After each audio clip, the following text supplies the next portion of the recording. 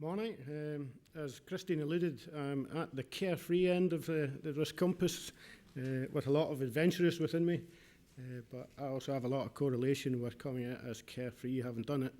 The risk compass about 4 times now, similar kind of outcome as Christine. Building on Christine's presentation, what I wanted to give you today was just a wee bit more deeper dive into how we've used the risk compass within Registers of Scotland, but also from a risk practitioner point of view. So I'm not a psychologist. My background ranges from originally training as a naval architect and meandering through defence sector and manufacturing sector to public sector and universities, making anything from Bristol gravy cans out to nuclear submarines in that journey. And more recently, in the last 5 years, joining the civil service and within Registers of Scotland.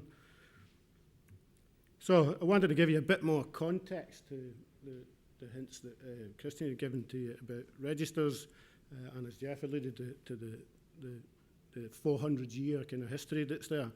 A bit about the people, mainly within my team, and how the context of change has happened within the last few years within registers, and then how risk type and risk landscape have enabled us to make some decisions about the team, and even for my own behaviour as the lead of that team, how I've used the risk type compass to adjust that behaviour to try and focus on performance, including my own, and some about the benefits. And what I'll give you is quotes direct from some of the sessions that Christine and I have run separately that people have said in their feedback, and then where we might go next with the risk landscape and this whole linkage to risk type and performance and achieving objectives. So Registers of Scotland, more than 400 years old now. The anniversary of 400 years was a few years ago, two years ago. And the picture in the middle is a historic kind of exercise that happened when the Cézannes Register was produced way back those 400 years ago. It is the oldest land register in the world, and the exchange of a lump of earth was part of the process of how you exchanged land ownership. And interestingly, the register itself wasn't really created as a register of land ownership per se. It actually started as an exchange register. So most of Scotland, and similar to other parts of the UK, ownership is in a small group of individuals. I think there's about 12 individuals own about 30% of Scotland. And that's in the public register. You can go and have a look, see who they are. But in the last 5 years, we've gone through dramatic change with a call to action across government generally to provide services to the public in a digital format. So that's quite radical even for an organisation like ROS, which had the context of the benefits for all that already started. So we weren't still using, as Jeff was saying, pen and paper. We had moved to digital technology.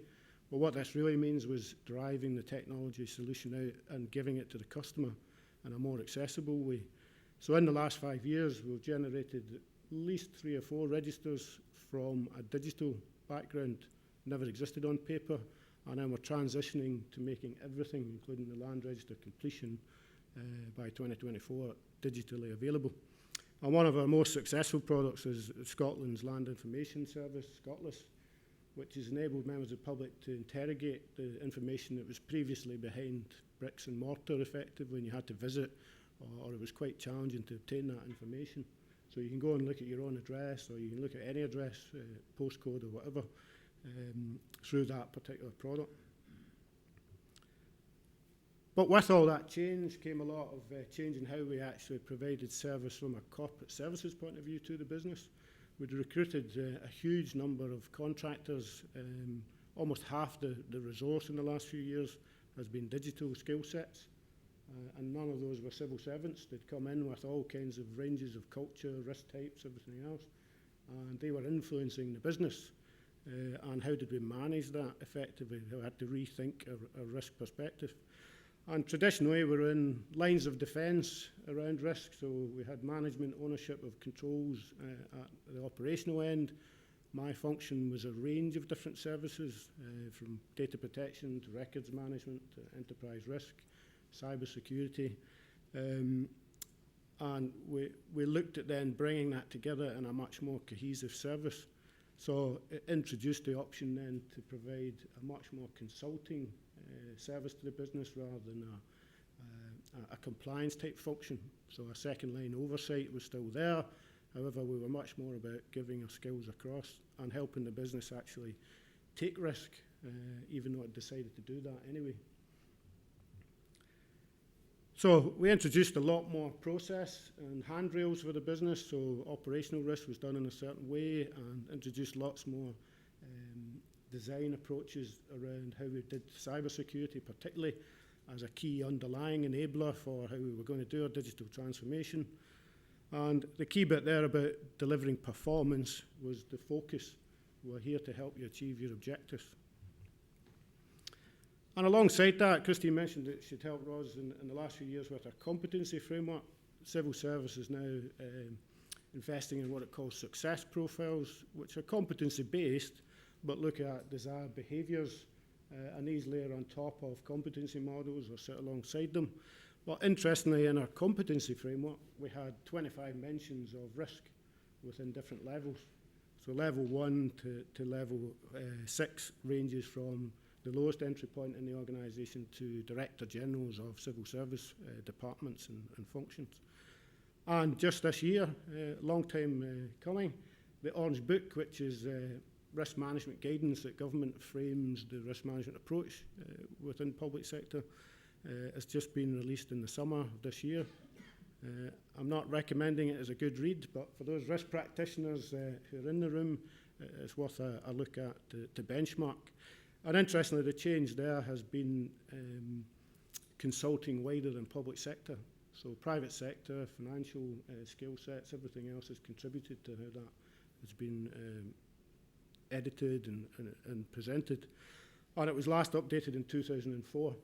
So I'm guessing it could have been a very prudent person leading that to make the judgment of releasing it this year.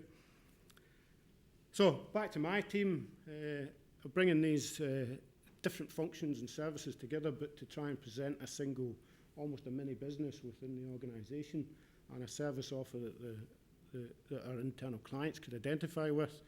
And I had this excellent background in the team. So on average, 20 years or more of work experience and lots of qualified people in their own disciplines and lots of overlap within those disciplines as well. And a continuing commitment to keep learning and training, not only in risk and information governance disciplines, but in that general consultancy offer and all the soft skills associated with that. And this sense of, we're not about being averse to every single risk. We're presenting opportunity risk and opportunities as the main driver for the business. And then behind all of that, people are people that come along with different life experience. And this experience that was within the team also layered this, as Christine says, some nuance within there of how people view the world. And within the risk type compass, there's a risk attitude, another pie chart which reflects individual perspectives on risk. And that's influenced from your life experience, your training, how you see things, and maybe some knocks or not, the bumps in the road that we all go through that make us a bit more resilient. And we had a range of this within the team. So what's wrong? You say, I've got this fantastic team, highly qualified, rich background of experience, but somehow they weren't as excited as me, as a carefree person, trying to do the change. And that was presenting real challenges from a communication point of view. So we started to use the risk type and recruitment in the team, not as a selection requirement, but more about adding more rich information to who was coming through the door and who we were selecting and how they fitted with the team. And as Christine said, we ran some team development exercises which then allowed us to share those risk types within a fairly safe environment. And that helped people understand that I wasn't crazy, I was just carefree. But the context of that then revealed that there was some strength in the team around a mix of types, but we had a blind side around excitable and intense, which might not be a surprise in a governance type function, but it meant that if we were going to go forward, we might need some more perspectives in that. So we weren't necessarily going to recruit those actively, but identify who in the business might be able to see our world in a different way. And the management skill set was definitely leaning with my positional power, let's say, being able to influence decisions and how that might then be translated and interpreted by the team. So I'm a carefree, managing a very prudent team. And that in itself is not unique, but perhaps unusual. And my role has become a lot more about presenting the business messages for the team so that it can translate to their understanding and the ability to interpret what that means for a prudent centre of gravity versus the carefree person. And as Christine showed you, our executive management team, they're chasing the butterflies all the time. They want the next new idea, and there's a constant drive to take opportunity. And that doesn't translate that easily to the rest of the workforce at the moment. But the Risk Tech Compass allowed me to present back to the business the service model and also this description of prudent with some deliberate characteristics in there that we're sharing. This is the kind of team you're getting. Take me out of that mix. Is that the kind of team that you want with that service function? And the answer was yes, but it helped us articulate that better than we had done before. And then risk tolerance became something that we were particularly interested in. So another feature of the Risk Tech Compass output is that you can see people's individual tolerance, but also see where the team's tolerance might be to risk. And that was layering out through the organisation in this way, where our executive management team centre gravity around scoring on a 0 to 100, 58.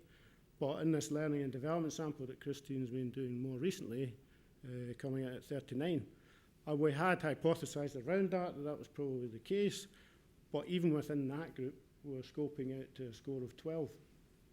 So in the senior team, we're scoping beyond 80 as a score, and that, again, conversation around those kind of people can't understand each other without some translation and interpretation. The risk landscape, again, Christine mentioned, we're starting to use that to understand the organisation wider.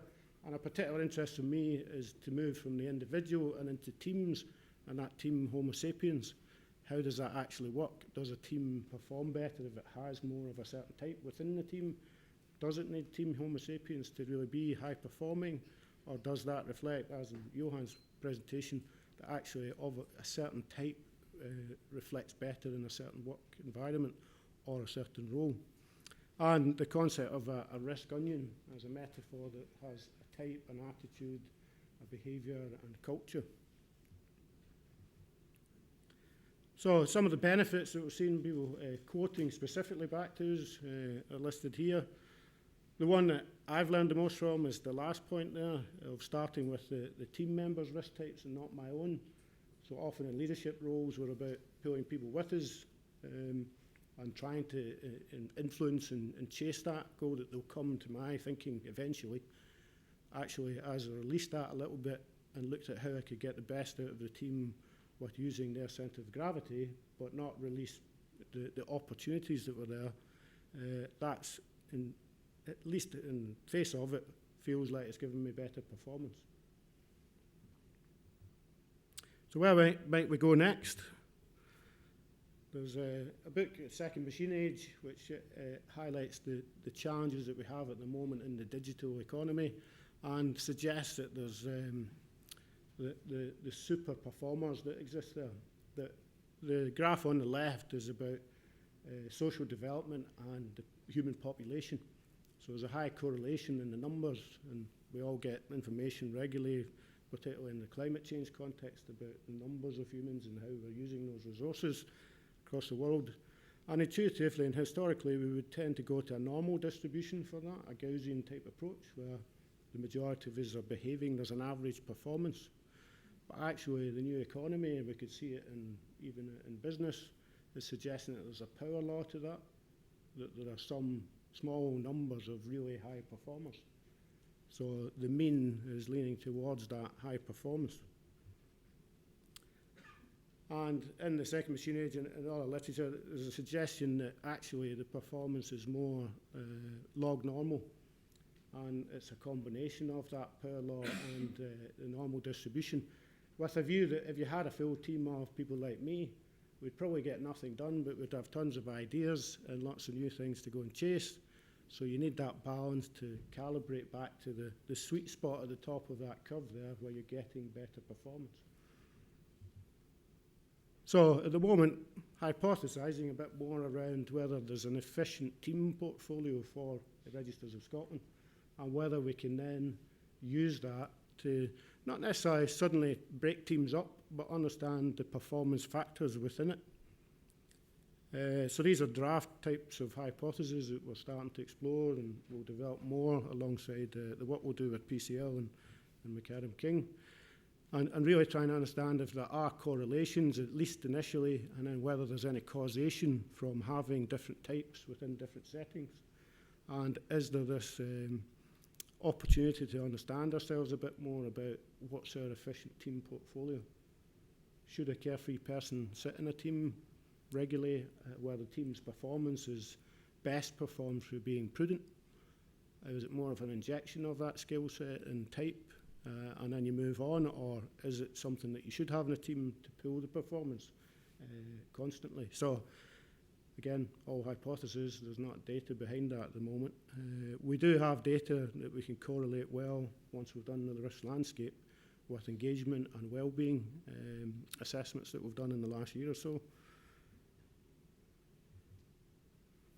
And ultimately, as a risk practitioner, it's clear that understanding psychology of risk and rethinking risk at the macro level, the meso level, the micro level of the individual is absolutely need to know, and the risk type compass is at least helping us do that now, and is a great conversation piece to enable the conversation from senior level all the way down to the lowest levels of the teams. Thank you.